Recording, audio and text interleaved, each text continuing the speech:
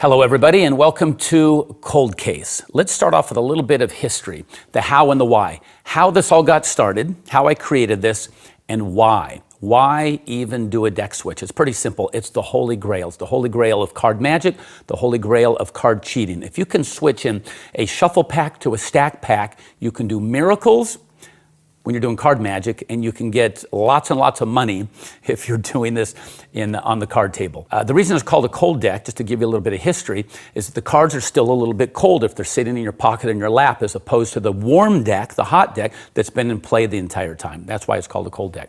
Now, if you can do this, again, at the card table, imperceptibly, without being suspected, let alone detected, you can make a boatload of money, because everybody else gets a good hand, you get a better hand, all right? So you double duke, triple duke, quadruple duke everybody else, meaning giving them a really good hand, you get a better hand. In card magic, there's so much you can do with a mem deck, with a story pack, switching in for an omni deck, for an invisible deck, so much that you can do with it.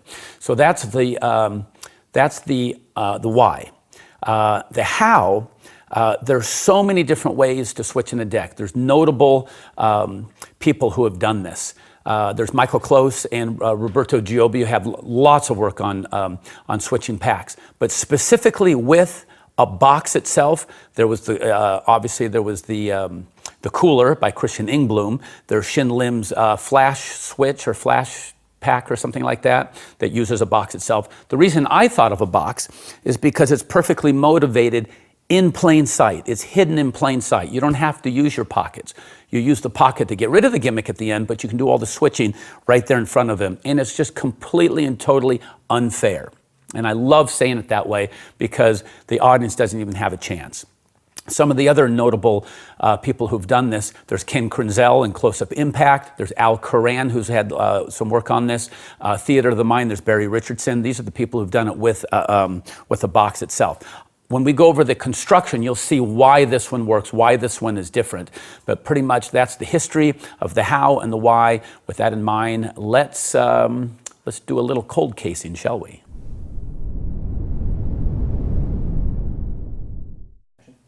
Okay, here's what kick-started me on my deck switch quest, looking for this perfect switch. It was Eric Mead's Night at the Improv from Magical Arts Journal in the late 80s. It was a story pack. It was a trick where you false shuffled the cards and you pretended to tell a story all along as you're improvising. I thought it was a great effect. I created my own story, and the false shuffling was fantastic, but it was still a little bit too perfect, too unbelievable. It's like, yes, you did something. I don't know what you did, but those cards have to be in a special order. There's no way you could do that off the top of your head. Now, it still worked. Don't get me wrong. Eric does it well. I did it for a long time that way. But I really, really wanted the spectator to shuffle the cards. So after they shuffled, I was able to do the deck switch, put the box away in my pocket, and I was off and running. And I think, I say the word I think, what got me in that direction, I'm not 100% sure, but I think it was Chuck Leach's deck shell from the early 90s. It was a box that didn't have a bottom, but it did have, it had three sides and no bottom. So I didn't know how I was going to use that, and it didn't fit perfectly for what I needed, and his didn't come up with any instructions. I didn't say it was just sitting in a magic shop on a shelf.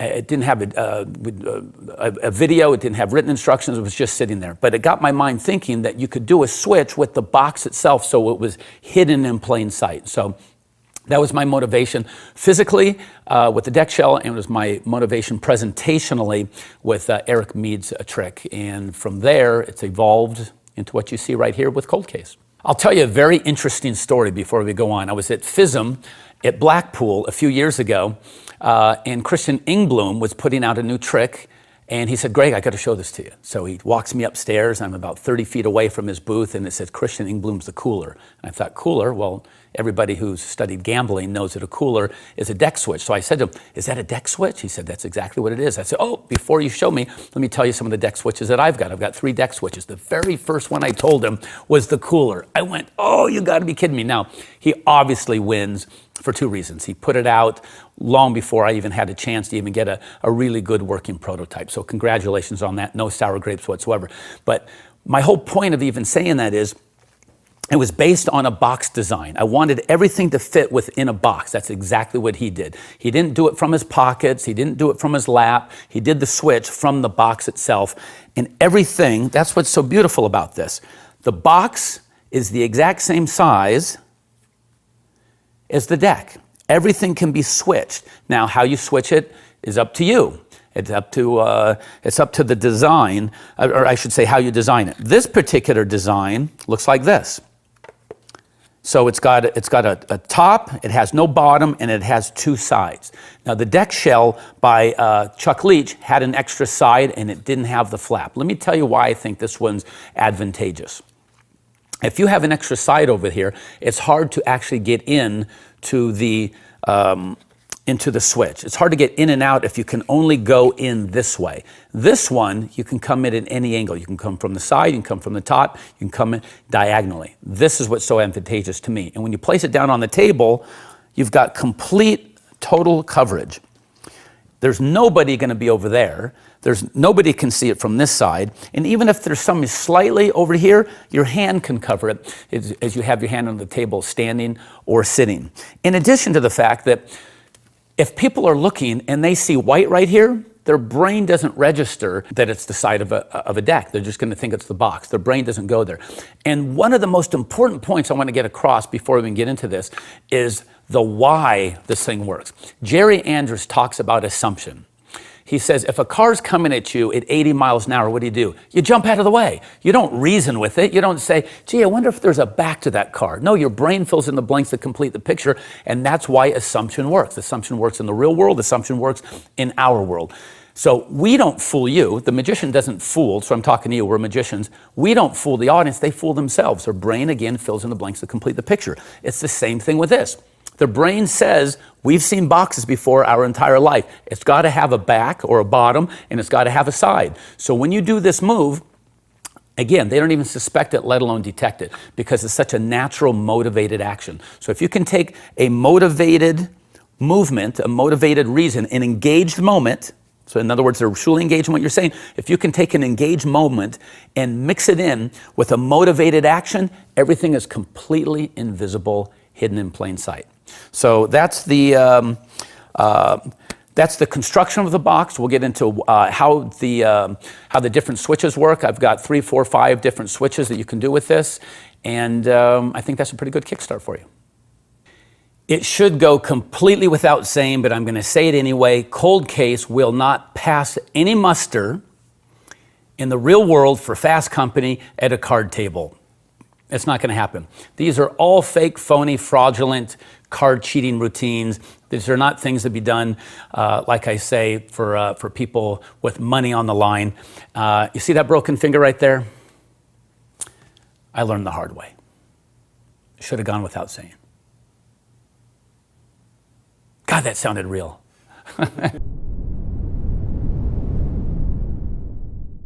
Here's a little bit of trivia for you. The cold deck was used in 2 movies. The first one, The Sting. The next one was in Ocean's 11. And it was Shaw's fictional gangster characters said, set me up a cooler, Floyd. Remember that? Remember that like it was yesterday. I think it was like 1973. The other one, in Ocean's 11, Danny's character was accused of switching in a cold deck or a stacked deck. And I thought that was pretty interesting as well. And I hope you think so as well as I think as well. Here's an interesting side note that I found out from Christian Ingblom about the cooler. Somebody put it in a book in the 1950s, beating both of us to print, and it just seems so Vernon, Marlowe, Edward Victor. It's a lot of this stuff is inevitable, but Christian is the first one to actually put one out in a gimmick, and he's the winner. Here's what John Rockerbomber says about cold case. It's fairly long, but it's worth noting. He says, this is an in-transit switch that's beautifully swift and amnesic. He says, it's an action that reminds me of the choreography from a Marlowe sequence where he adds a card from a deck to a case as he picks up the case, transfers the deck and the case from hand to hand, and then ribbon spreads the deck. Everything is a 1, 2, 3 beat, looking perfectly natural. I couldn't agree more.